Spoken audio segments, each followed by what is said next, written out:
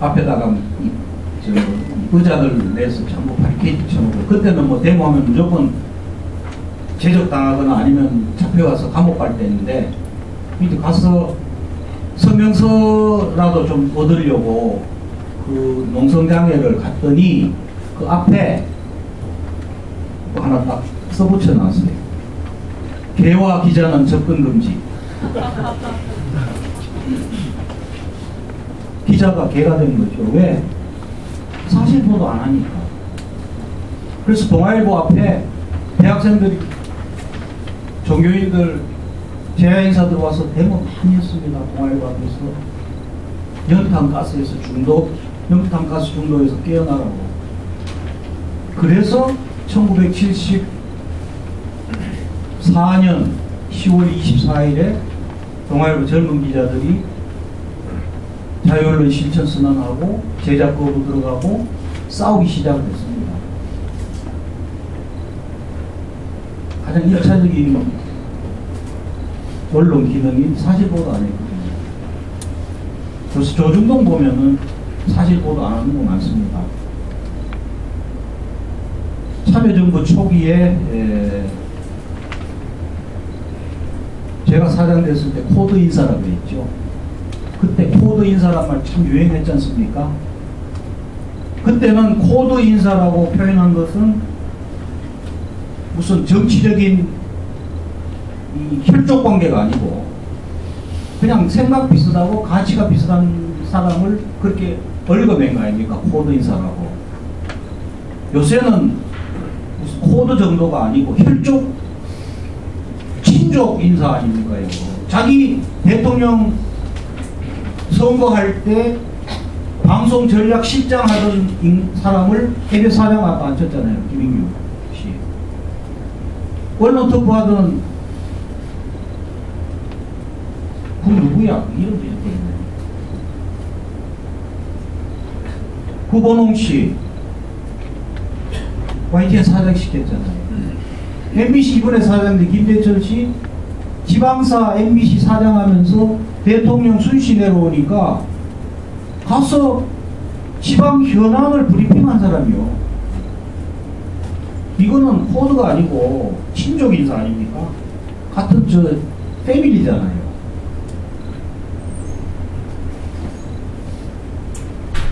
언론이 근데 조중동 지난번에 민족문제연구소에서 이 친일파 명단 사전 발표했지 않습니까? 그때 민족문제연구소에서 그 기사 하나 발표했지요. 박정희 씨가 옛날에 일본 왕한테 충성맹세하는 혈서 썼다라는 그 신문 보도 찾아왔다고 발표했거든요. 그 보도 안 했어요.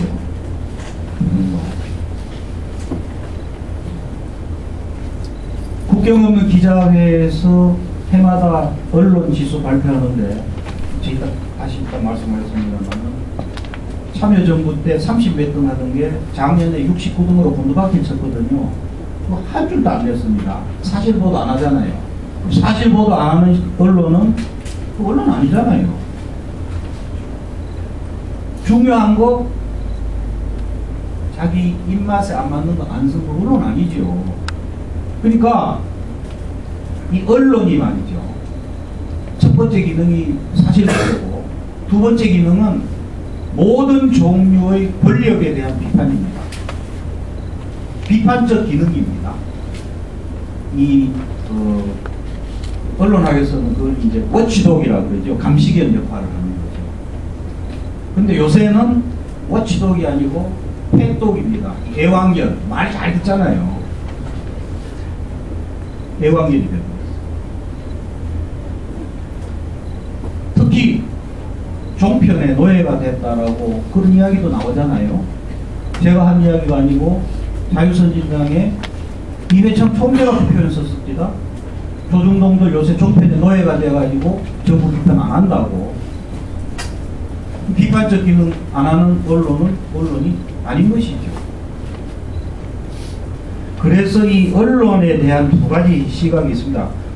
이 사실 보도하고 모든 권력에 대한 비판이라는 것이 본래의 기능이고 역할인데, 그거 못하면은 언론이 아닌데, 이 언론의 두 가지 얼굴, 그러니까 두 가지 이 상반되는 평가가 있는데, 하나는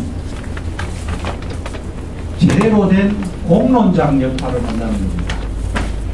사회적인 공론장 역할을 한다는 것이죠. 그게 바로 사회적인 다양성을 담고 사회의 이런저런 모든 종류의 견해를 다 녹여서 수용을 하고 그대로 있는 대로 전달하고, 강자는 비판하고 정책은 비판하고, 정책 비판했다라고 해서 PD수첩, PD들 잡아가는 게 아니라 당연히 정책 비판해야 되는 것이죠. 그래서 공론자 역할을 하는 그런 언론의 한 시각이 있고요.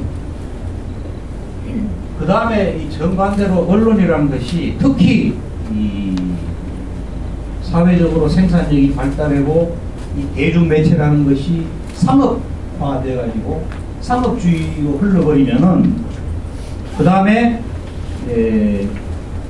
사적인 이윤 추구가 지나치다 보면은 이거는 완전히 기성권력, 기존 기득권 세력의 대리 구실밖에 못한다. 그거 도구밖에 아니다.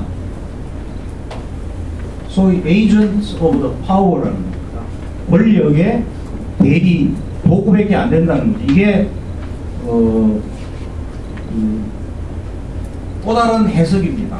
언론이라는 게 본질적으로, 특히 현대에 와서 상업주의가 극단화되면서 본질적으로는 언론이라는 게 그 나라 사회체제의 산물이고 정치 경제적인 세력들의 이익에 봉사하는 도구밖에 아니다 라고 이야기하는 게 바로 기성권력 대리인 주장입니다. 이런 하나는 공론장의 그런 뜻을 가진 언론이라고 보는 측면도 있고, 이것이 이제 특히 최근에 와서 상업주의화되면서 누구 사회 기득권 세력의 도구밖에 아니다라고 이야기하는 것이 바로 미국 인디아나 대학의 언론학 교수 허버트 알처리라는 사람이 쓴 책입니다. 제가 이야기하는 게 아니고. 그런데 그런 측면이 지금 우리나라 맞잖아요. 지금 우리나라 권력, 언론의 90%가 조중동을 비롯해서 경제지를 비롯해서 지금 거의 모든 방송까지 지금 기득권 세력, 지금 정치 권력 비판합니까? 4대강 사업 우리나라 자연이 다 망가지는 거 비판합니까? 22조 들어 부어가지고 토목공사하는 거 비판합니까? 세종시 비판합니까? 민주주의 완전히 뒤집어져서 거꾸로 가는 거 제대로 비판합니까? 경제가 질게 지독하게 양극화되고 하는 이런 문제들 제대로 비판합니까? 그래서 지금 되어가고 있는 언론의 행태를 보면은 그런 기득권 세력, 기성 권력의 도구밖에 되지 않는다라고 이야기한 미국 언론학 교수 이야기가 적어도 우리 현실에서는 참으로 비극적이게도 들어가는 것 아닌가라는 생각이 듭니다. 그렇다면 이렇게 기득권 세력, 기성 권력의 수단과 도구가 되어버리게 하는 이런 요인들이 도대체 뭐냐? 언론의 자유를 억압하고 정보의 정상적인 흐름, 아까 제가 말씀드린 언론의 두 가지 기본적인 기능, 사실 보도와 비판적 기능을 못하게 하는 것들이 도대체 뭐냐? 단순히 상업화만 가지고 이야기할 수 있느냐? 저는 한 4가지 정도로 그 요소들을 보고 있습니다. 첫째는 정치 권력의 문제입니다. 아까 제가 제 기자 초년병 시절에 유신 때 경험했던 바대로 당시에는 정치 권력이 압도적으로 언론 자유를 봉쇄했고 억압했고, 그래서 사실보도조차도 할 수 없었던 암흑 시절이었죠. 유신 때, 전두환 때. 정치 권력입니다.